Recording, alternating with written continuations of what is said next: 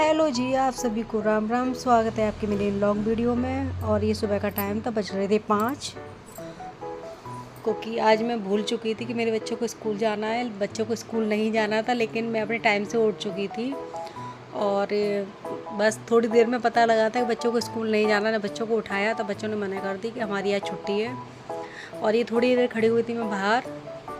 और आप सभी कैसे हैं? आशा करती हूँ आप सभी बढ़िया होंगे। फिर मैंने किया अपना पेस्ट करने के बाद मैं तो अपने बस झाड़ू में लग चुकी थी, क्योंकि थर्सडे का दिन था तो सुबह झाड़ू ही लगेगी, आज पोंछा नहीं लगेगा। और ना ही आज कपड़े धुपते हैं हमारे यहाँ पर। और का पता नहीं, अपने घर की बता रही हूँ मैं। मेरे यहाँ कपड़े भी नहीं धुलेंगे आज के दिन, और प्रेस वगैरह कुछ नहीं होती है, क्योंकि शुरू से मम्मी जी ने ये करवा रखा है तो आदत पड़ चुकी है। तो अब तो हमारी क्या, बच्चों की भी आदत पड़ चुकी है, तो बच्चे भी कपड़े वपड़े नहीं धोते अपने। तो बस, और ये मैं लगा रही थी झाड़ू। और कपड़े रखे हुए थे कुर्सी पे, मतलब एक दिन पहले ही मैंने धो दिए थे। तो कुर्सी पे कपड़े रखे थे प्रेस के लिए, तो वो भी मैं भूल गई थी करना एक दिन पहले।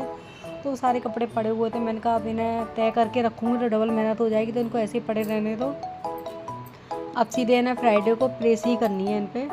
तो सिर्फ ये टीना उठ चुकी थी और मैंने तो उसको उठाया भी नहीं। मैंने तो उसको बड़ी वाली को बाजी लगा रही थी, मतलब इससे छोटी वाली को, जानवी को, कि आप उठ जाओ जल्दी, स्कूल भी जाना है, क्योंकि 5:30 हो रहे थे। लेकिन पता नहीं ये कहाँ से उठ के आ गई और ये वॉशरूम वगैरह गई। फिर ये बाहर का गेट खोला और मैं लगा चुकी थी पूरे घर में झाड़ू, क्योंकि सुबह के टाइम मतलब या तो रेंट पे रहो या तुम मैं तो रेंट पे ही रहती हूँ, या रेंट पे रहो या तुम अपना खुद का घर हो, लेकिन झाड़ू सुबह लगना ज़रूरी है। और सुबह बाहर का गेट भी खुलना ज़रूरी है, क्योंकि हमारे मम्मी वगैरह हमारी ये बोलती थी बाहर का गेट ज़रूर खुलना ज़रूरी है। तो ये मैंने डाल दी थी पैरदान। पोंछा तो नहीं लगेगा आज, सिर्फ झाड़ू निकाली थी। झाड़ू में ही कम से कम आधा घंटा लग जाता है आराम से, अगर सही से लगाओगे, आप सामान हटा के लगाओगे तो। और ये सामने देखो चेयर पे पड़े हुए कपड़े, वही प्रेस के लिए। तो गौर जी कह रहे थे कपड़े प्रेस कर देना, उन्होंने तो बोला था वेडनेसडे को, तो लेकिन नहीं हो पाए थे। फिर ये सब लोग नहा के फ्री हो गए थे, मैं भी नहा के किचन में आ गई थी, पूजा वगैरह हो गई थी। बस ये मैंने दाल पीसी थी और ये आ रही थी मैं चटनी पीसने के लिए, क्योंकि आज बनने थे मंगोड़े। और रात को पहले ही पूछ लिया था, जैसे आप सबको पता है कि टीना आ चुकी है। और टीना से पूछा गया था कि कल क्या खाओगे, तो टीना ने बोला कि मैं कुछ भी बना लो। मैंने कुछ भी बताओ क्या, मैंने मंगोड़े खाओगी, कि हाँ मंगोड़े खाएंगे। और पूछा गया था कौन सी दाल के खाओगे, छिलके वाली दाल की या पीली वाली दाल की, ऐसी धुली हुई दाल होती है उसके, मूंगी दाल के, तो यही 2 तरह के बनते हैं। तो उसने कहा नहीं छिलके वाली दाल के, जो हरी दाल होती है उसके वाले, वो उसके मगोड़े अच्छे लगते हैं, उसी के मगोड़े बनाए जाते हैं। लेकिन हमारे यहाँ दोनों तरह के बनाए जाते हैं, हमारे यहाँ धुली वाली दाल की भी बनाते हैं और हमारे यहाँ छिलके वाली दाल की बनाए जाते हैं। तो ये सब बैठे हुए थे बाहर कि कितनी जल्दी मगोड़े आएँ, कितनी जल्दी हम खाएँ। तो फिर ये सब टीना बस मतलब नहा धो के बैठ चुकी थी खाने के लिए, क्योंकि आज इनको जाना था घर पर। आज कह रही थी अब नहीं रुकूंगी मैं, क्योंकि आज तो मैं घर ही जाऊंगी, क्योंकि कॉलेज से मतलब 2 दिन के लिए घर पर रुकी थी। और ये मैं सेक रही थी मंगोड़े। और टीना से पूछा गया था तो चटनी से खाओगी या तुम चाय से, तो उसने डायरेक्ट ही बोला कि मेरे को चटनी चाहिए, तो उसके लिए चटनी बनाई गई थी।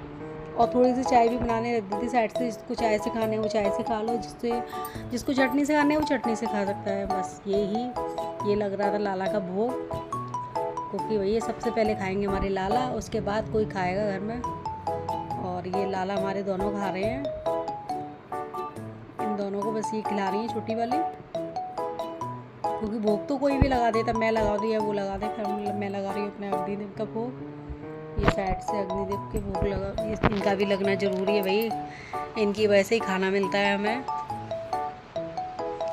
तो ये मैंने लगाया था भोग, क्योंकि कुछ मतलब जैसे कि कोई पकवान वगैरह बनता है, ये चीज़ें बनती हैं, तो वो भोग लगना ज़रूरी है। तो वैसे तो डेली लगाते हैं, लेकिन अपने घर के बड़े बूढ़ों का भी नाम लिया जाता है, तो वो भी लिया जाता है, क्योंकि हमारी जो मेरी मम्मी जी हैं वो बता देती हैं कि बेटा ऐसे कर लिया करो, घर में सब सही रहता है। तो ये आ गई टीना, नहा धो के बैठ चुकी थी।